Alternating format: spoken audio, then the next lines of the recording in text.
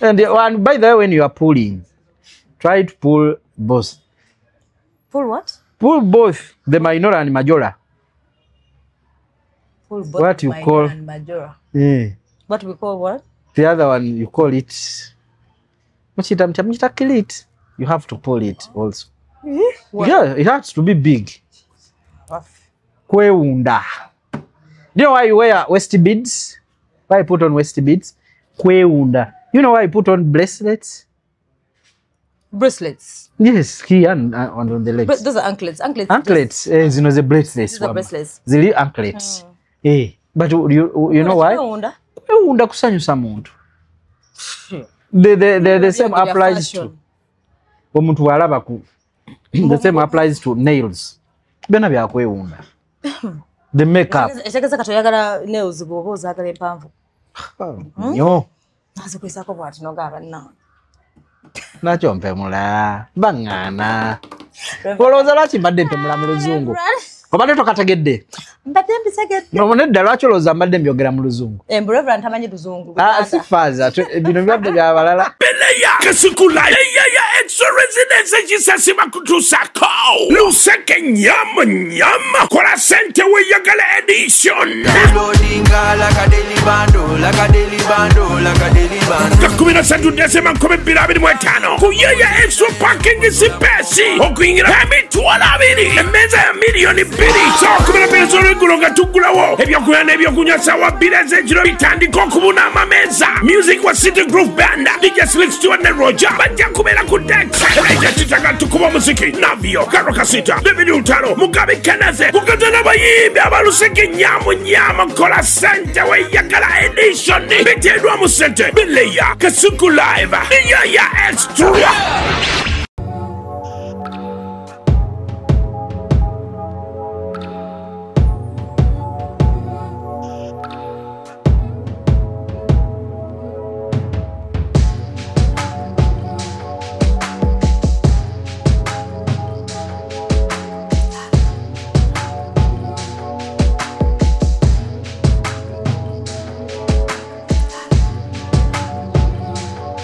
Oli mulamu. Tewenjala. Nanyinyala ne kaleera waliwo si kisajja kibi. Kwanze bangamba ntino mu abasajja. Bobine mbolo si musale. Byeboogera. Sibimanyi mukwana. Anda no ba musale nga just bigamba. But mbechegeza gwe byebagamba nabasajja kasa mukolachi kasa mutabuka. Owato kyayagala kumanya oba oli mulalo oba kyo bijjukira omaze. Bye bandi bade wegabagaba botyo. Katena value. Ekyo nimba ni value. Kati siri musajja singa. Ndisinga wali mukazi singa wali. Singa alo omuntu golaba nonga kamubiko ono. Kati naffe era omukazi era obeera ono ne kamulye. Ngakulemedde. N'ogamba kamulye buli. Sajja mukomba kamulye buli. Okoma kulya.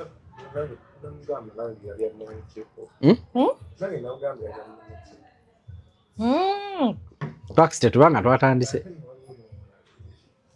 Era yatandise.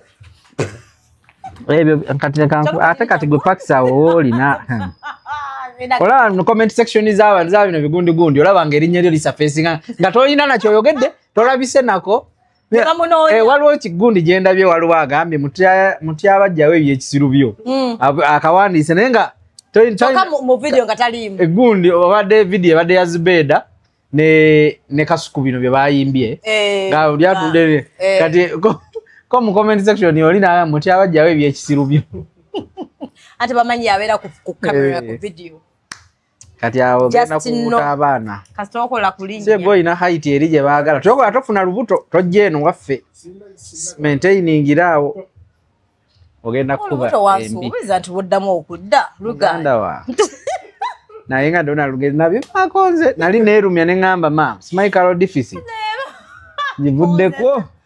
Kasuku musajja watu naye agezaako nakodeba nebunsesa. Nagane neerumya ne ngamba naye nfaaki.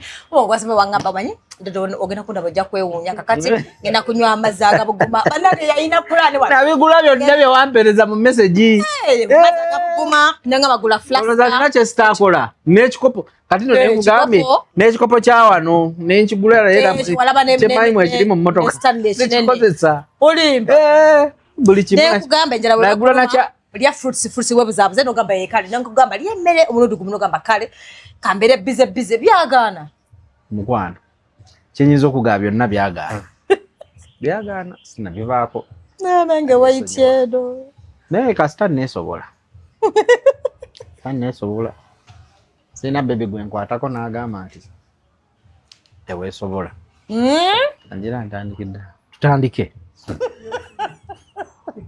nedda sebo ebyo byogenda bijjamu mutyaba sinakaseka kubaganda ndo nagambye waffe ntulinayo faaza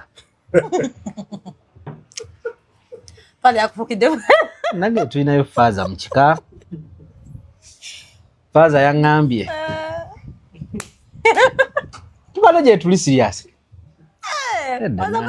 kale ojja bisala ojja bisala naawe kale kati tutandike ebyaddala nongamba nazala kali wali osaba nnyo wakyogano nasaba aleme kati nova ku nazala towalaba kana akantu era bakamuwa buli ku mirimu gye bakolera abakazi nze kennyini ab'ekika bonna gye bakolera akantu gakata yo kajjukira kajjukira kaali kaki okuyagala akawunyako si nasangama nti njagala nagamba abantu no it was like this nagamba nti nno ate nka nkiddemu baga nti owempaka akola ki afunamu ebiri nga labye naye ng'oli otya Dodo tende oli otya leka bulungi bambi bwe sibadde nze kugamba farming nekyanzija eno speed concert z'abaana omanyi I happen to have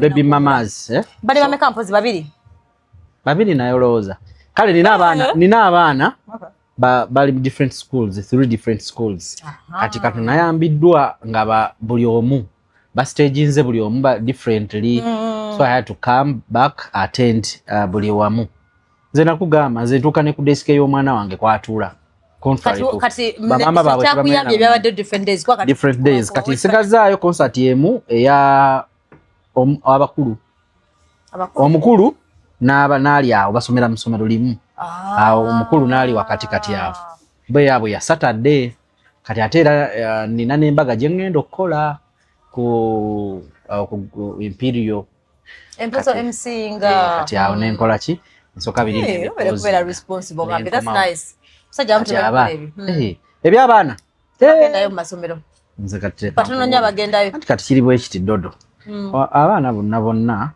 olina kumanya butya bw'okuparatinga na maama we n'osigala ng'oli mu bulamu bw'omwana nze nakugamba nti kya busiru nnyo omusajja okeera ku makya nga wazaala abaana bo n'obeera nga tomanyi mwana wo kyalya naye n'otumya olusaniya lw'embizzi n'akakoko akalamba n'otuula n'olya nga tomanyi mwana wo kyalidde ng'oli ku bbiya kyova olaba nakugamba nti abantu abamu bano abakugamba nti bo tebalabirira abaana be batazaala oluusi weesanga nga baba batuufu naddala ng'omusajja tafanga waddako ebbali n'agamba naye ekisajja kuba ekyamazima sitole y'abasajja aba batalabirira abaana abasajja munaye si mbeera nti bali bubi ebiseera ebimu baba bulungi kati gwe naakufuna gwe you sit back noga naye oli ye taata we ali mu kulya mbizzi na bbiya ali mu kweyagala sabo nze ndieno mpeerera obandabirire kati bw'oli reflectinga muno jjukira ku babo gwe engeri gy'okikolamu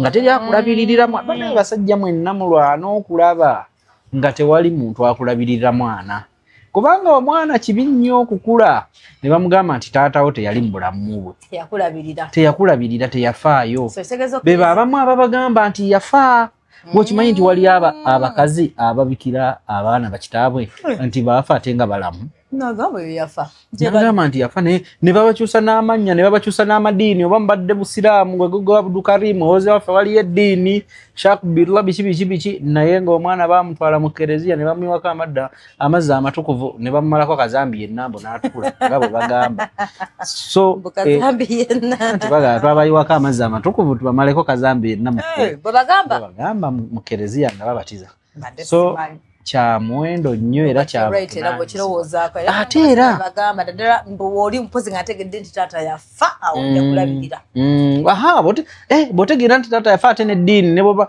eddiini zonna oba musiraamu mukatuliki kirimu empeera ey'amaanyi okulabirira omuntu nga yafiibwako ne bw'aba mukazi nnamwandu kirimu empeera y'amaanyi naye ng'omusajja gy'ali at least genda extra obuuze ebibuuzo naye abakazi balina kibaaka kye bakubaawo bw'omubuuza nti what happened to baby daddy era tomwogera kusaaga akumanya toleeta ewange yafa ate nga weewuunya ababatta abamu baba oluusi basooba nosooba ne bagenda so nze polisi yange omwana abeera ku maama we ate era bw'obanga obadde okyalina obusobozi bwonna obulabirira omwana ku nnyina nga nnyina ali naye kya bulijjo okwawukana n'omuntu but era it is very normal cooperating it is very very normal and very okay bakuba nti omukyalo ono aliwo ayinza okukiraba mu mbeera emu oba endala at the end of the day gwe okimanyi nti selfish gwe oba osinga kufa ku ggwe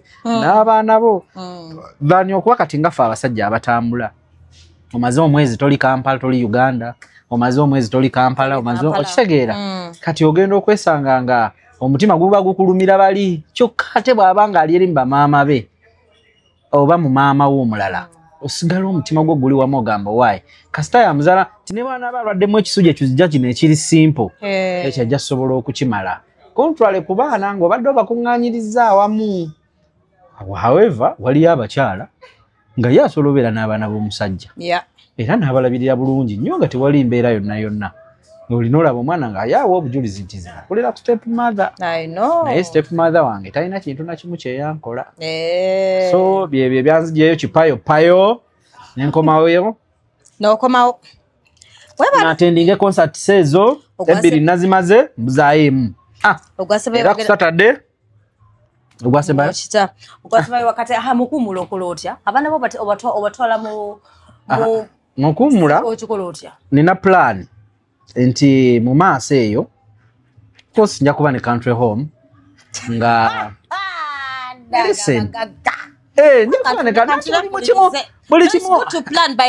buli kimu ogenda okikuba ne country home ogimanyi tebeera mu buzigo tabwe Kampala nga wumuddemu abaana bo bakusangeyo gwaza lwaki nva ekyalinga nnyo kati mu bintu bya farming ebyo tegeeza kati na ebirowoozo byasusse ku kubeera e Kampala nnyo okulowooleza wano bakusangayo naye kati ng'ekyo tekinnabaawo kosolo wabaawo omukyala abeerawo nga bino ebyakolidde byangu okimanyi nti ne mu Buganda omugenyi aba mugenyi ajja era atwitingibwa ng'omugenyi paka lwakolaki lwakyaluka kati abaana bwe baholide mane oba wampisa mbi ekigwe atasobola containinga weeks 3 ez'abaana oba emyezi 2 ate good enough mweno holiday mpanvu of course tuba tuyina ekika kiwanvu bayinza ogendako ewa tata waabwe omuto ne bagendako ewa jjajja waabwe ne bagenda kati bwe bati oba oluusi ne ku side ya maama baabazaala nabo ne babafunako bwe batyo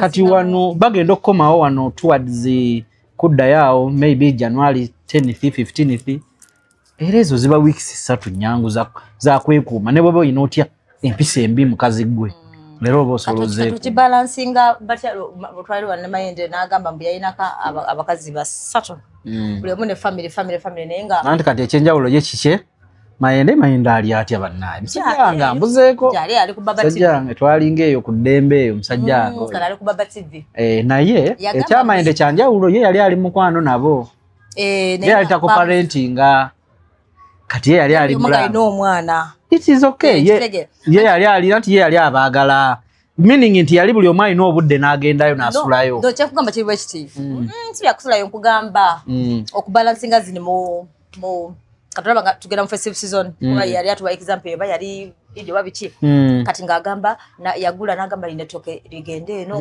nanti kati atenze kirala teko parenting tebeeramu ebyo focus esinga nnyo kuba ku baana focus ebira ku baana ate kati omukazi oba ofaako waki naawe ate aba talina bamba mwagala teka naawe omukazi ate omufeeko oti oba focus ebeera ku baana co-parenting kati ate awo kiba kisusse naawe oba oddayo oba olikadda nnyuma however muzine ennaku ezitali za holiday era kikwata lwa nsonga. Let's say Easter.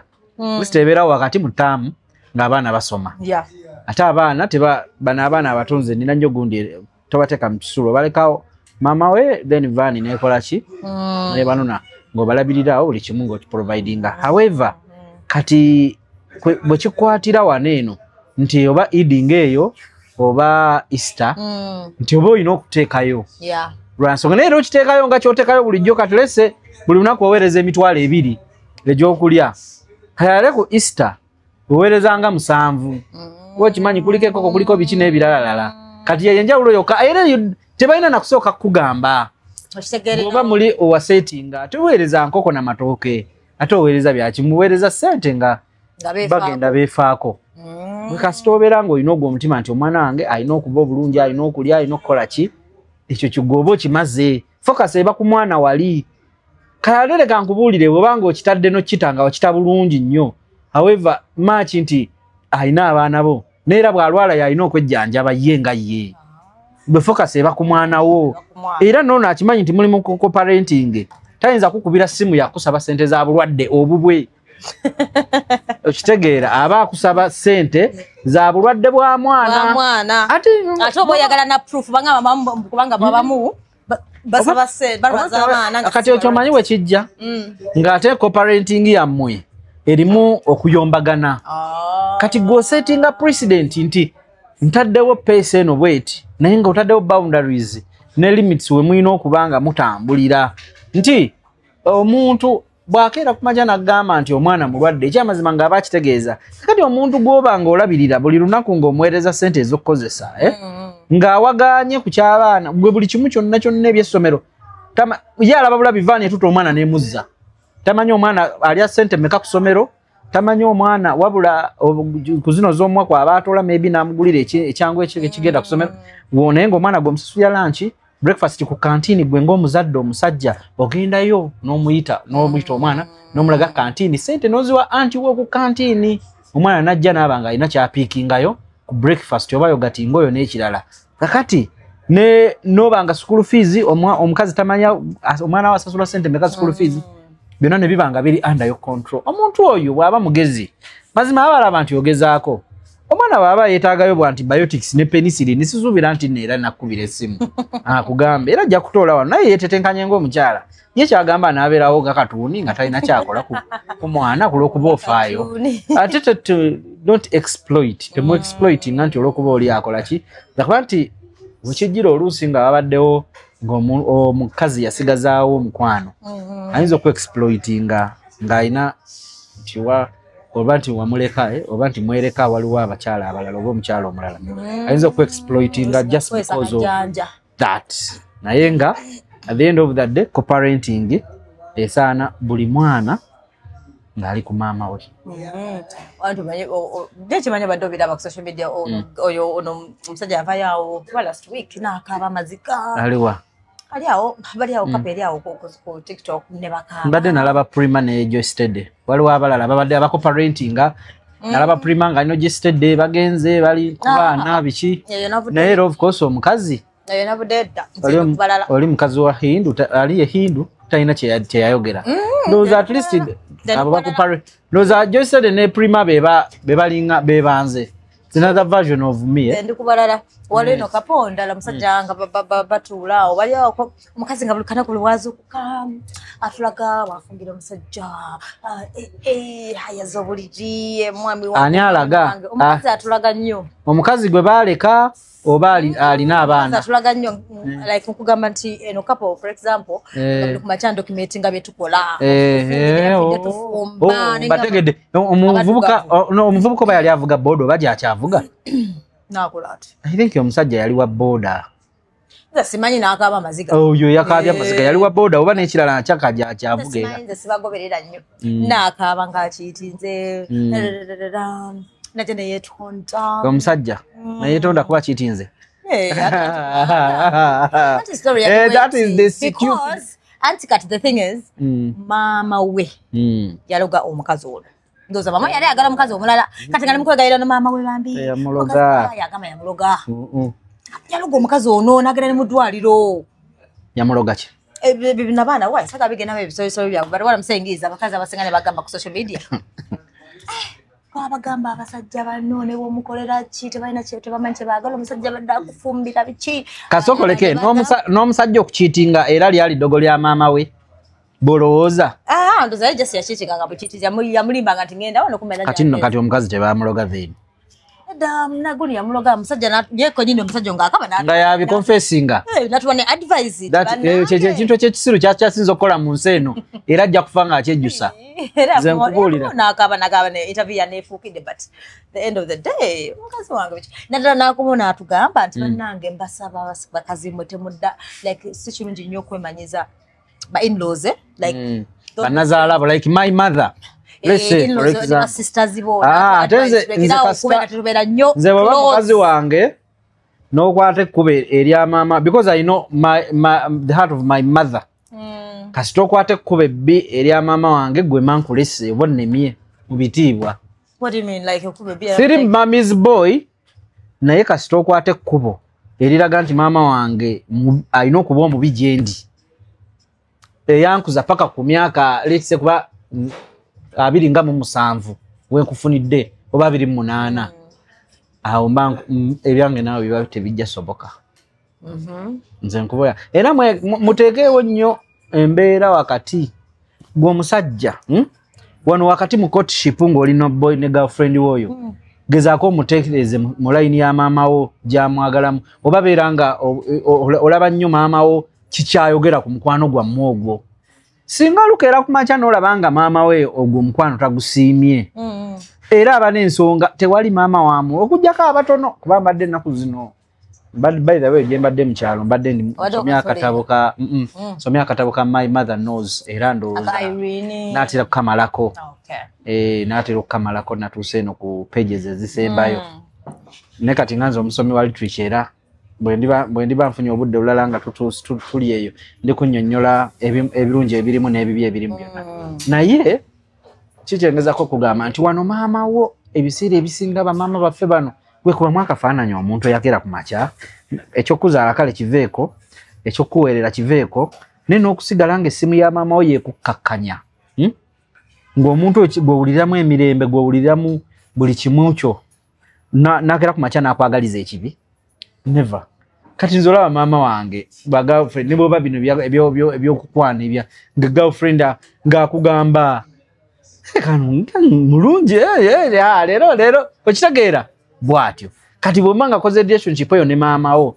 tasobola kwagaliza kibi okuggyako nga wasula maama wo n'omulekaawo ne mba nga temulina bondage wadde gwe n'okera ku makya n'okulula n'owasa kati ekijjira maama wo mu birowoozo kwe kuba nti nno ono omukyala gwe wawasizza ye yamumazeeko essanyu nga y'omuzadde kayataawo waafuna obujja ne bw'oba nga mukuze mubondinga bulungi ne maama wo sisuubira nti ayinza okwagaliza ekibi era gezaako nnyo okulaba nga omukyala oyo maama we amutegeera gw'ogenda okuleeta bw'alaba nga waliwo obubonero bwonna obulaga nti maama wo tamusiimye muleke ku ntandikwa ate nammwe abakazi muleme kwepaatiikawo Nazaala waba nga takutegedde leave the man alone Nazaala agaanyi okutegeera oyino zaala abazzukulu abalina okugenda ewa Nazaala wo agaanyi okutegeera leave the man omusajja wankwana nga maama we tanjagala nga tansiimye naye era aba n'ensonga tasobola ava mu bbanga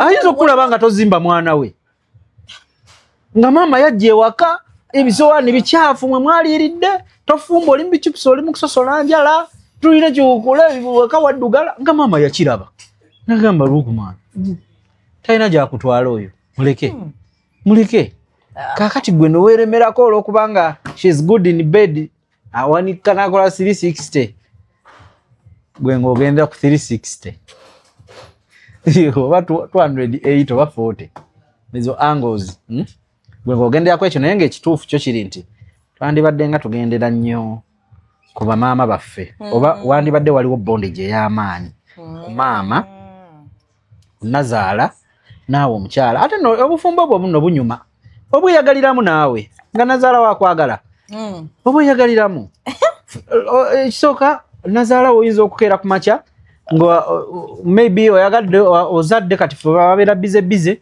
Nazaala maama wange najja n'abeera naawe oba seekyo nenkuteeka muloba nenkutwala ewa maama wange nobeerayo for 3 weeks nakunyiga bulungi nnyo ebintu byonna nabitereeza wabeerawo nazaalawo nakeera ku makya nagulirako ebintu nakulako shopping kati nze maama wange akeera ku makya nashoppingira ku baana bange kati goba okeera ku makya nga takwagala mutuufu n'omulaba nga agulidde ne muwala we ekintu mukazi wange maama nakeera ku makya nagenda namugulira ekintu kati waba teyakwagala kale ekyo kiyinza okuba nga ekitonotono naye kati kamagamba wakafaananyi nga ddala maama wazze azze ewuwo nga tebakwalagana na mukazi wo wamu akafaananyi ako olaba nti kya busiru nnyo oba ogenda kutandika kutekinga sides oba ogenda kulondako ku 240 angles eza sexy n'obulamu obwa ddala omuntu bwe yakkulizaamu andi abantu abamu beesiruwaza mbu balemedde ku bakazi because they are good in bed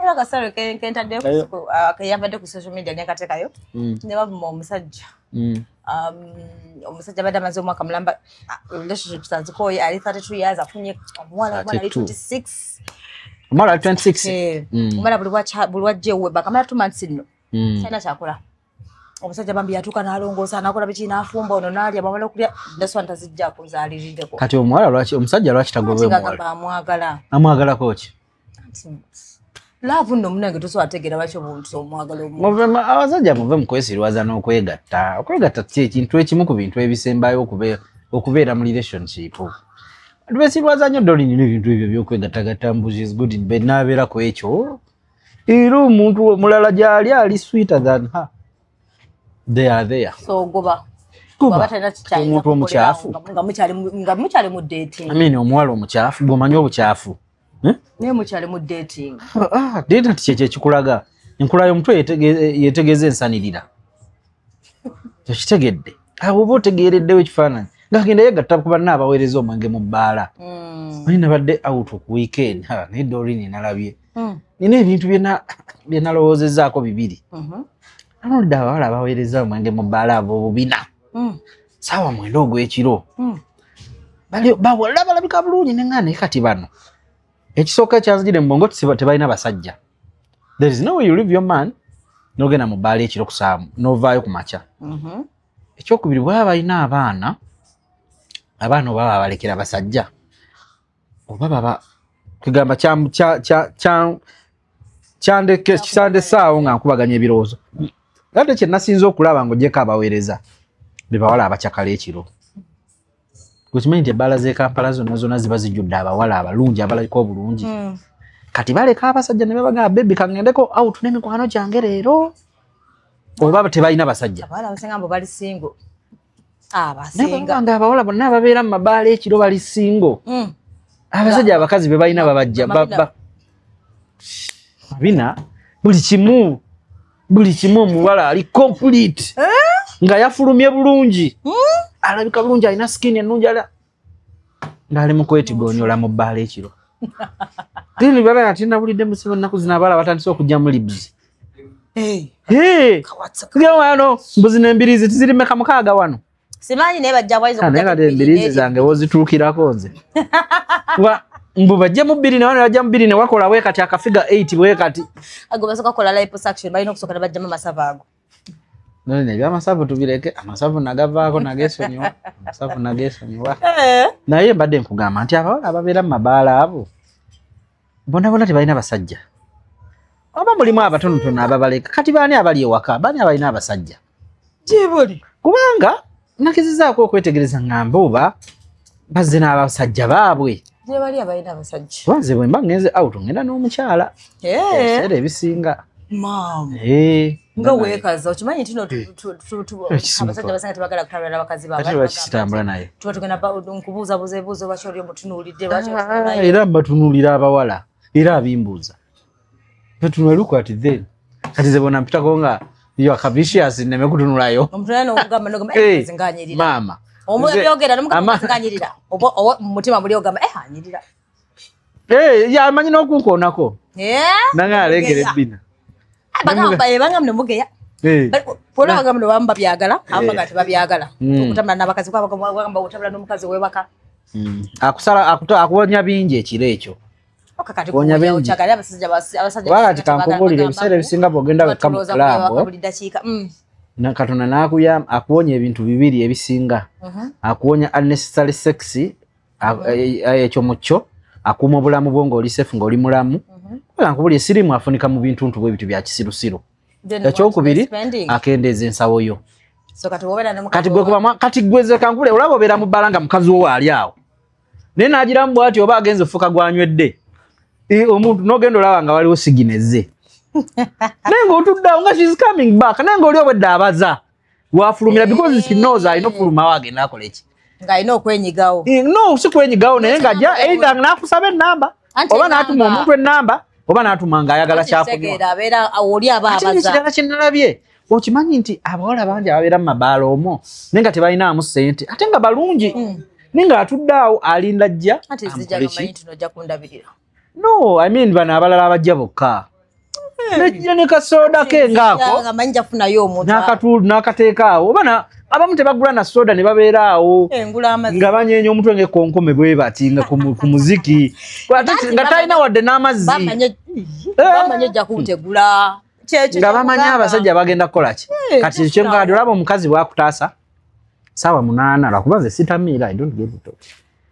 Anyway. Sitamiira naye. Abasajja batambule n'abakazi baabwe. Naye bw'obanga otamidde oba kale nga oli ng'ekintu kikutte.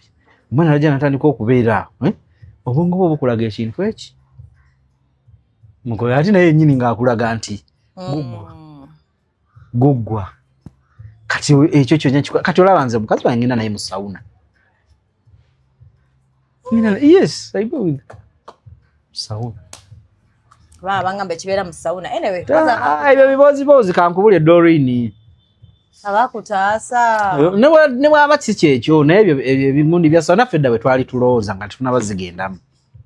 Naye waliwo ezimu si zonna, waliwo ezimu ennungi, waliwo ezimu z'ogendamu nga mukwano. Zakalo oyinza okukyogera mu steam kuba steam ezo zekyamazima zibaamu enzigi. Sawuna ebizimu baziteekamu amataala. N'okyeŋŋamba ebibuuzi n'ebibuuzibuuzi ebibeerayo ebyo. Ebibuuzi era bye bya bulijjo bye tusiba twogera ku maduuka. Ebyo ebibeera mu maduuka ebibuuzi bya sawuna era bye bibeera mu maduuka. Wali ogenzeeko okuziika ne mugendera mu communal gundi oba maybe n'oba ng'ogenda kati juzi twagenze oziika n'omwana wa mukazi wa mukwano gwange emmotoka ne tuzireka ffenna ne tubaako etusimula ne tuyita kakosta ngeri gye twabadde abangi ng'ate wala nga tusevinga amafuta ne tugendera wamu tugenda nga tunyumya ebibuuzi byonna kitire bye bibeera mu sawuna. That is nothing new. Byonna mubeera ngamba mugeya nnyo abakazi bammwe abeewaka mutama. Kale si mwenda. Ekyo kiba kya kisiru nnyo. Anyway, so bageya. Mukazi wewaka olinamu protectinga. Okitegeera. Nkubuulire. Abakazi beewaka nga balina ebizibu. Bw'okimanyi nti abantu bangi 90% abakazi abasajja abalina abakazi ewaka balina ebizibu. Prolonged periods ezo biki ebyo bazita batezi fibroids biki byonna ate ekyobwenzi sina issue. Nze nakugamba wano nti omusajja tayenda, omusajja atambula, omukazi yayenda. Era bawoyo mutambuze batera okuba ekiza mwana mutyaba oyo mutambuze. Kiba kitegeeza akola ki? Ayagala abakazi abalala. Neba mukamutyaba mwenzi kuno ku kyalo kyo mpakyakulabirako sitegeeza ye. No nkitegeera no kyengamba zino. Ku kyalo konna. Mwenda. Ffe tutambula. Ndozo biwulira. Kyo obutonde bw'omuza era nze ne omuntu agera ku makya n'alekawo amaka ge mbubbaawe yayenze. Ogera ku makya Doreen olina omusajja owoza yakiitinze oleseewo amakaago ogenze ogasuddewo agafuniddemu omukazi omulala oba gwoyo gwe yabadde akiitingako gw'ogaleseewo gy'olaze obaddewo embeera ekubyekubyemu ofunye omusajja ate alina omukazi. Buli wova amakaago bw'oti gwe mukazi gwatula bamanya chances ziri 99.9% okufuna omusajja kwana inanga mufumbo. Kubanga ono gw'obadde naye ebbanga mukuva mu buto omulese ate ye afunye omulala. There is no way wogenda okusanga omuntu ajja jukira gwavudde nozaddeko biki oyagala muntu amachuwalize. Omuchuwalize alina kubeera 38-40 something. Kati gwe wayogera ddi ne Katonda ateekaawo eki important kyo ati 38 kibeere nga tekina mukazi oba 40. 40 and above.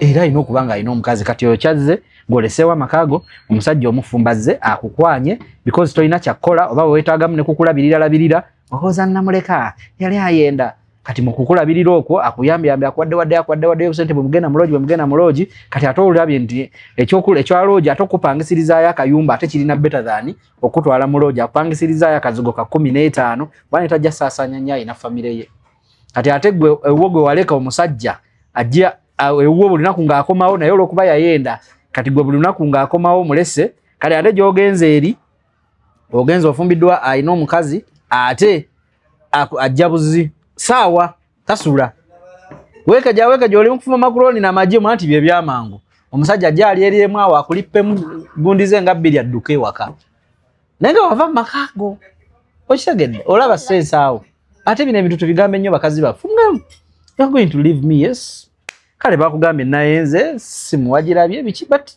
forgive me bweba tosobola kunforgivinga nosalawo gwe n'ogenda ogenda kwebonyaabonya wekka ate jjukira buli lwogenda n'omala emyaka 2 ngeonaawasa bakimanyi eri bakuliko bali mukudigida bali mukudigida osanga n'abantu nga bakoowanga gw'ogenda kwefumbiza kweddusaddusa ngaye yali yakoowa obufumbo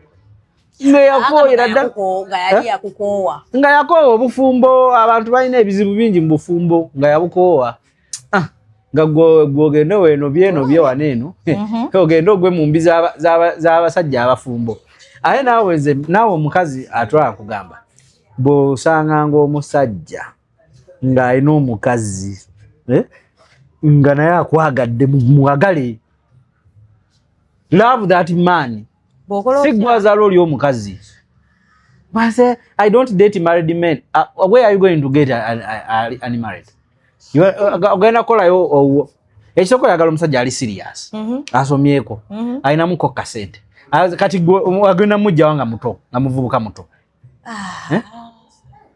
alina okuba nga amaze osoma 10 years back akozeeko olina kyoyagala otandikirako akwagadde naye oddamu kwesiriwaza mbu ali married ye yakwagala mukazi we si yakwagala you date that man no problem yes love that man kubanga akwagala nga tumaliriza bana is there for you mpulira hey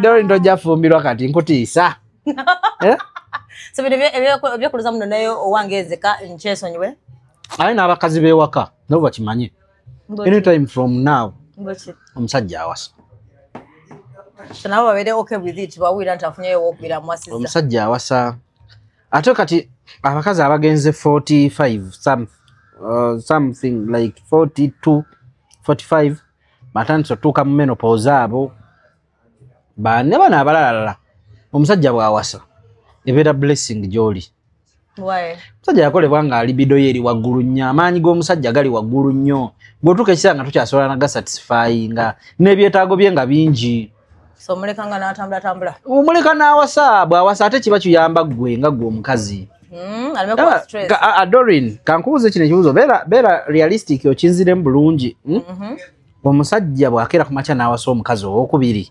n'amuteeka awo nomanya nti naye mujja wange n'okubeera n'omusajja nga notorious Casanova nga buli wamu agenda asonsekawo obeera nani oyagala awase omanye nti ninayo namba 2 munnange bw'ava wano agenda wali oba ogamba nze njagala kubeera omu ono ne bw'anakisunza akacupa I don't mind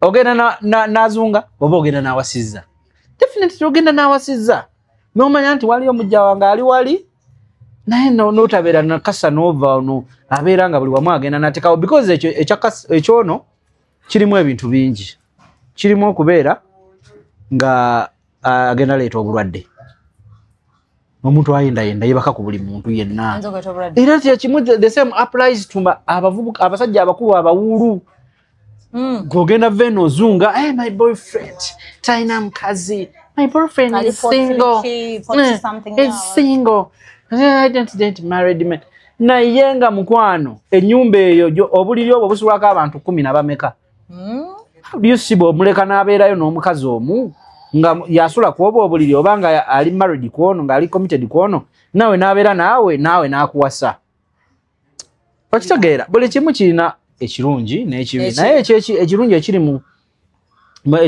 mu kudatinga omuntu ng'abadde alina omukazi of course ye yaba akwagala ate humanity is selfish ekyo nsiima kikujjukiza selfishness ey'obulamu bwo nayo girowooze gwogenda kujjawo omusajja omusiimi omusajja alayika bulungi omusajja mulungi nawe wenyige famire gye kusanyusa ogiyingire gwe obeeraawo bebanera benkugambyeko mbumbu omusajja osanga mutyaba wuuyo bwali singa okuba ogendayo ewuwe n'omukyusiza ne ku masuuka n'ovaawo n'omulala najjaga amasuuka ne gasooka gabeerako nga babiri n'avaawo n'omulala najja naye n'akyusa amasuuka n'abeera ng'alina abantu be ng'alina fixture wiiki ono naye nga gwoza my boyfriend wiki ogenda kulaba affection ziteziwona buli kiseera infections. Shaving, waxing, what is better? Waxing ne shaving. What is better? Waxing aluma. Yeah, aluma. Waxing aluma Brazilian waxing. Never aba akoleddwa professional. Never professional. Ate aluma naye lwakuba kiggwa mangu waxing ajjayo obwoya bonna. Singanye. Era kurusi naye aluma. Waliwo wenagenda ne bangamba nti bagenda kuteeka ku numbing cream ne bangamba atufaayo. No, this time numbing cream. Bakwesa numbing cream era still. Naye era ne bikuluma. Kati wabivaako o shaving. You just shave. I think it's better. Wait aganda birwamu while you're shaving. Why would I was alinga go? You just imagine. And got for you buto den got for you you need you can't see there. You don't see you there. You cannot see there. What happened? Chogambo jiraku. No, I don't mean around the surface. I mean the whole thing because even the other thing. No, I'm just worried about the other arm. Even the arm you have there are some. You like for you to go in a buto unless it's your woman akuyamba. Because for you it's worse. Why I do it myself? You sit on the toilet. And you lift your stomach. No, don't lift your stomach. Oh, Lord. Because the toilet holds these legs. Then you get the shaver.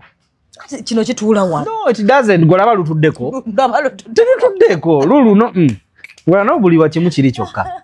It doesn't. But when you are shaving, you have to make sure that there is that important part. What important part? That important part which some of you don't shave. Ate let me tell you kati enviri zaayo zo ziba zikula lumulumu nga luwanvu kati lukula luyingira weruti munda kati when you go for longo ko bisigalayo like maybe nebobo nabe n'amazzi era there is that hair so try which to important part are you talking about? That one you use for longo call. It has hair there. Yes, it has hair there. So bwebobo koma nino kungula I'm telling you. Even the guys this quarter mweno yenyine erina gundi naero akuba quarter mwe most of the times bwebanga sharp very sensitive. Sharp gundi eno ngejitako. So kwale no man olegula boti no. You have to make sure it is hard skin. Bolegula boti nepo skin nebera minono nabiganyo byonge. Skin nebera hard. Then you do but waxing is okay. Because waxing ebera isoka ogikola omulundi gumu mu mwezi oba mu mwezi nga gumu n'ekitundu once. Obo bulumi obedda kiko obugumira. Obugumira ate n'ekirala nti erekayo everything akiri neat. So you put to shave n'amalako. N'amalako but era malako it is not like okoze waxing. I understand. It's better clean shave. Clean shave. More healthy. Yeah, muntu yenna human being you don't have to be with that hair in those private parts. A human being. Hey, in the armpits, those parts you don't have to. Why do you have? Here, mwali abasajja ababyagala. Ngira ntya kumachanga mtufu. I want that dirtiness. Nga binyonyogera ki. You do the needful. You pull both my labia majora and labia minora. You pull bobo yagala kunyonyogera. You pull the labia minora and the labia majora. Maybe bijja kunyonyogera bimala. Those are babitegedde. And by the way, when you are pulling, try to pull both. Pull what? Pull both the minor and majora. Pull both What you minor call- and major. Yeah. What we call what? The other one you call it. Kill it. You have to pull it also. What? Yeah, it has to be big. What? Kweunda. You know why you wear waist beads? Why you put on waist beads? Kweunda. You know why you put on bracelets? Bracelets. Yes, here and on the legs. Those are anklets. Anklets. Anklets, you know the bracelets. These are bracelets. The anklets. But you know why? Kweunda kusanyusa muntu. The same applies to omuntu alaba ku. The same applies to nails. Bena bya kweunda. The makeup. Ekegeza katoyagala nails go ozagala empanvu. Nyo. Nazo kwisako bwati nogaba na. Nacho mpemula. Bangana. Oloza laki mbadde mpemula mu luzungu. Obadde tokategedde. Mbadde mbisegedde. No nedda lwaki olowooza mbadde mbyogera mu luzungu. Embrever ntamanyi luzungu. Sifaza. Bino byabadde bya balala. Anyways, thank you for watching. Nija go West Bit before we close. West Bit ziyamba. What? Simulation. Yes. Abamtibaza. Anyway. Simulation. Can't let me tell you, there is that part you people miss after blessed 2 rounds. Chinzira kumanyi gwomuntu. Maybe the first round or the second round. Eyo part eyokubanga mumuddemu. There has to be some things byemwina ebino kubeerawo like you playing with them. Someone has got those majora things, the minor things. I'm talking about those you call treats and the clit. So they are there. You are playing with them. Polampola. You have the beads. You're playing with the beads. The balabika blunji. You have the nails. You know, some go to the extent of putting those nails in the mouth. That is also another way of stimulation. Yes. Third round. Maybe when you're just waiting for the other rounds. When you're waiting for the other rounds. Third round. So you kati gwechoga antino after you just slip the other side and the other nabe neyeba keri until you gain. And how will you gain again and you start up afresh? Era nesigaze buto oli olabo ogambe buto kyali kozesa. Third round. No, don't measure on the third round. Waliwo mpanga example. Nzenyizo okubandibwa 6. Just pande kyakulabirako. Mbuye kolera akalango twale eri. Not kalanga, I'm telling you, ebintu byokweunda biri very very very essential. Ate abantu babibusa amaso. The way you want to walk out with makeup, with that watch, nga buli kimu ng'olulire nti naawe fulumye, is the same way you should consider those things nga ogenda kubeera n'omuntu mu. You took me. Make sure that you come with long nails because I got me with long nails. No, I said they are not for stimulation. Talk about that. Hello, no, na. Just said I mean, let's wear long nails stimulation. I said waist beads. No, for the purposes of simulation ya gundi ya omuntu. The beads are okay, especially omuntu nga tali bumless. Nga ina baba bumless. Excuse us kalozireke. Baba bumless tukulese tukusonyiye. Fyo bumless. Neka nkoli ebintu byokweunda ebyo bintu byanjawulo nnyo. And when you have those waist beads, don't expose them to other people. You have them in your bed.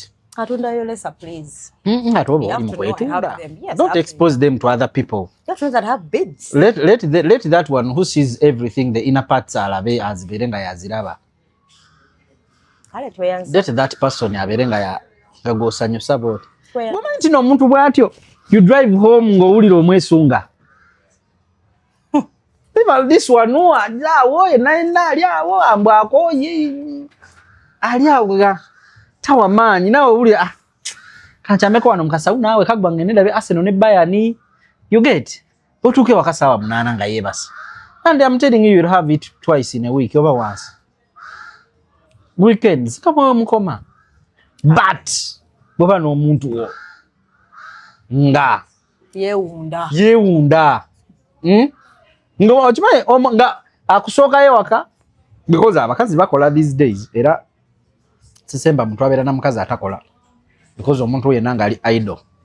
abayina obudde obunoonyereza kasasiro mungi bebo obusanga abawala n'abaana b'omusajja because ali idle talina naye ng'omuntu yasiibye ali bize yeekolera akomawo alina obudde obuvuma abaana b'omusajja so kyengezaako okugamba nti do some makeup okomyewo waka naabako tulako mu ntebe in a short something you've done your makeup kirabo itatalako ku dining bokola you get looking nice and good nga zibiri ebyo byakwerindirira eri tuwulidde tweyanziza so kintu kyokwewunda kikulu tweyanziza nnyo. Hello guys, thank you so much. Tuli mukomyawo olulala. I'm always available. By the way, kati nakomyewo. I'm in the country and in Kampala. In the country? Obadde up country? Nafulumamu nenkomawo era. Nafulumamu nengendako up country nenkomawo. Kanchita kansirike omanyi nebyokugala. Obadde omanyi nti nno mbadde up country oka. Bati kireke. Era kansirikira nawe. Izo okubeera Kenya, Tanzania oba Rwanda. Nawo mba nfulumyemu baby. Mabayi kwe kankuveko.